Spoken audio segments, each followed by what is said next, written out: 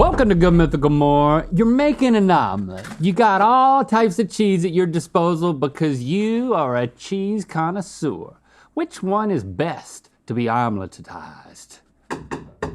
We'll find out. But first, we're donating Omelet. $1,000 to the Michael J. Fox Foundation for Parkinson's Research to aid in their mission to find a cure for Parkinson's disease through an aggressively funded research agenda and to ensure the development of improved therapies for those living with Parkinson's today. Please join us in giving at michaeljfox.org/donate. All right, guys. So before us, we have 5 cheese omelets, each with a cheese that has been highly recommended by the Mythical Kitcheneers. Nicole, can you vouch for this? Yes. Nicole! Yes. Can I ask you a question, Nicole? Of course you can. Well, just a little update. I think I've established in the past that I've been making lots of scrambles for my wife. I'll make a scramble for my wife on Saturday. And then just recently, maybe 3 weeks ago, I was like getting ready to scramble and I was like, hey, babe. That's what we call each other when we're making breakfast. Hey, babe. Actually not, we don't. Hey, Jesse, do you want an omelet today? I feel like doing an omelet. She was like, why not? Let's do it. I've done omelets 3 weekends in a row. Oh. And I've been doing really thin omelets. I don't know what it's about me doing thin things for breakfast, but just enough to just fold it over. Mm-hmm. But I came to the conclusion, this is why this is relevant, that Swiss was the best cheese for an omelet, and it's not even one of the options. Well, what do we have here? We have American. Just so you know. That is a bold statement. Swiss? Just Swiss? The whiteness of Swiss. I did. Even from a color standpoint. I did cheddar and Swiss. Well, then you didn't just do Swiss. But then the next weekend we ran out of Swiss and I just did cheddar and then some like a 3 cheese Mexican blend. And I was just like, man, I'm missing that Swiss. I want to taste this before it gets too So you don't think Swiss cheese would be good in an omelet? I think, and Nicole, please, you have more knowledge than I do, but I think Swiss is too mild of a cheese to carry an omelet. So what is your opposite opinion from me? What's your prediction, Stevie? American, goat, Gala, pepper jack? That's Gouda. Or cheddar? Gala cheese. I don't know. There's some fanciness in here that I don't usually bring to an at-home omelet, so I'm curious. But I like a sharp cheese in an omelet. Classically I'd go with like a cheddar. I mean, American is is a bit sharp, is it not? And manufactured. Is goat the goat? I like goat the best. American is sharp? If you haven't eaten any other cheese to compare it to. These are beautiful omelets, by the way, Nicole. I didn't make them, Trevor did. But Trevor. Oh, that Trevor. Trevor's he's good at like pancakes, omelets, like he's nice with it. Goat, I love goat. the good thing about it is that if it's only egg and cheese and nothing else in the omelet, it says hello. It really says hello. It really I remember the captures. first time I had goat cheese and eggs. Mm-hmm. Isn't that weird? Well, I think I probably Me remember too, it too because it right was now. definitely as an adult, for sure. I never had it as a kid. I didn't know goats could make cheese. Oh, Until I caught one making cheese, I was like, aha, I knew it. At a friend's house. A friend's dad was scrambling eggs and put goat cheese in, and that's also when I learned For his morning boo. And no, for my friend who was his daughter and me. Oh. Who was also there. What is this, He Gala? also Gouda. had he introduced the small size scramble to me, which I also prefer when the eggs, like when you scramble them and the bites are smaller, you know? A small curd. Small curd. Yeah. Gouda's very mild. Too mild. See, I think Gouda's too mild. I like American better than Gouda. Goat is for like twice a year. It's like, I'm treating myself. It's going to be very different. That's how I feel. I'm going to think about that time that my friend's dad made it. And, it's good, but I don't want it every time. I have a story to tell, but I'm going to wait until we're done eating because I don't want to spoil it for anybody. Don't want to spoil my dinner. It's about biting, but it has nothing to do with, it's off topic and it's a little gross, so I'm going to wait to tell it. Well, I appreciate that. Pepper jack. Pepper jack always sounds like it's gonna be good. I know, because it's like, all right, is there a little bit of spicy? Some peppers in it.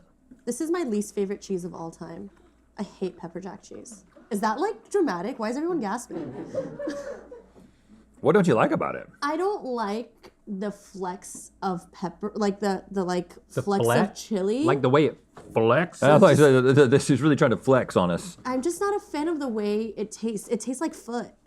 It tastes like foot. And Oh, I like There's lots of strong cheese that cheeses smells like that. foot, but That's it ain't true. pepper jack. But pepper jack, something about it's just like BO like and like body like, and it just doesn't do it. For But me. like a good BO. Dang, don't spoil it for us.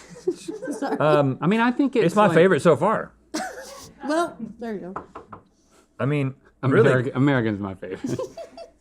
I think that cheddar. I think cheddar's gonna win. Cheddar's got to do it, right? I think the thing about pepper jack is like the instances of the use cases of pepper jack.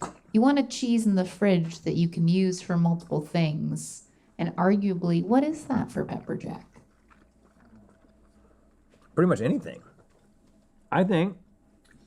I mean, it's got that spiciness that could go either way, but it's a weird spiciness.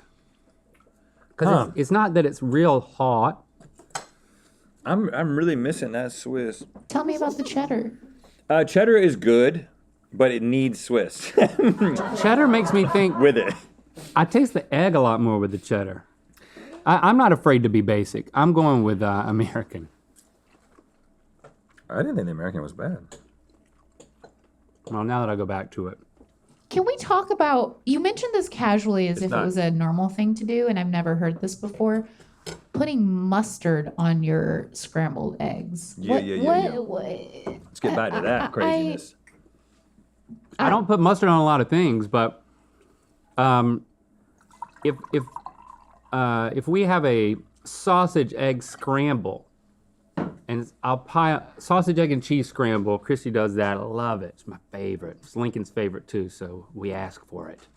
And then we pile it on a biscuit, and then sometimes I like a little bit of mustard on that. Definitely mayo. I understand that, but you made it sound like you were putting And then when mustard on scrambled eggs by themselves. Then when I eat my second one, it's just sausage, egg, and cheese scramble, and I still get a dab of mustard on that without the biscuit. So it's not sandwich form, but I the can see sausage. that. Maybe it's the sausage I involved. put mustard on sausage. That's a very southern thing to do. That's what got me into it. Take I a think. breakfast sausage and put mustard on it. I can see that. It's also like German. You know, if you're going to like, South Germany. It is. That's what I was talking about. It's a little out of character for me because I don't put mustard on a lot of things. South Germany. Yeah. All right, so I'm voting for. I'm voting for pepper jack. Sorry, Nicole. Okay, that's fine. You're entitled to a wrong opinion. I still I love really you. like the pepper jack. But goat's twice a year. Okay, so like what? Gouda? So why is it twice a year? It's so good. Like, don't you want to live? Don't you want to live your fullest life? It's like, it's too all the- fancy for all the time. It's kind of like But you're fancy. it's a pungent treat, and if you get it too much, Yeah, it's You like won't that like time. it. It's like that time Link got a four-handed massage at that hotel on the west side. Wow. it turned out to be too much. Yeah, it was a little too much for him.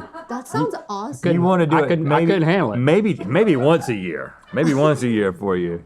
But I will say, and I talked about it on this podcast, I did immediately go and tell Chrissy everything that happened. That's right. Yeah, and then everyone who listens to Ear Biscuits, which by the way, we should talk about that. We have a podcast where Link talks about how sometimes he goes to get massages from two people at a time, and how And there that was makes a him device. feel. There was a oil device that dripped oil on my forehead It was like water torture. forever. It's like a Uvaderic massage. Was that what it was? Yeah, Uvaderic. I was thinking of the word, and every time I think of words, I rub my fingers. You got to together. find it in your fingers. Yeah, that's awesome. So all of this biting made me think of something else that I could save for Ear Biscuit, but I'm gonna eat it. I'm gonna eat it here. Eat it here. I'm gonna eat that story up here, because it's very fresh. It just happened. You know about this. So Christy goes out to the car, and she's taking Lando to football practice, but then she immediately runs back in and she's like, it smells like gas out there. It really stinks. And I go out there and I look under the car, and the car is just leaking gas on the driveway. And I'm like, oh crap, turn the car off. The car was on. Turns the car off, and I scrambled to like get some sort of bucket or something to like catch the gas. I could see it was the fuel tank. And of course I could smell that it was gas. And so I start catching the fuel, and I'm like, what the freak is going on? And then that was a Sunday, so we had to wait until Monday to take it in to our local fixer guy, car fixer guy. He said, well, don't drive it. Yeah, we had to get it towed there.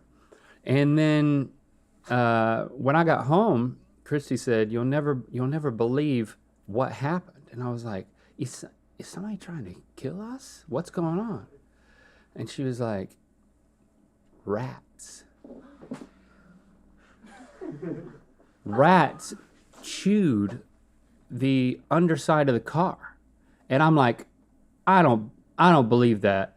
And she's like, well, he took pictures, he took video. There's like pieces of hose that he gave. You took video of the rats? Yeah, he was like, I've never seen this before. And then Christy texted everybody in our neighborhood on the text thread, all of our neighbor friends. And they're like, one girl was like, oh yeah, my every time I fill up my windshield wiper fluid, it just all leaks out because the rats they like plastic.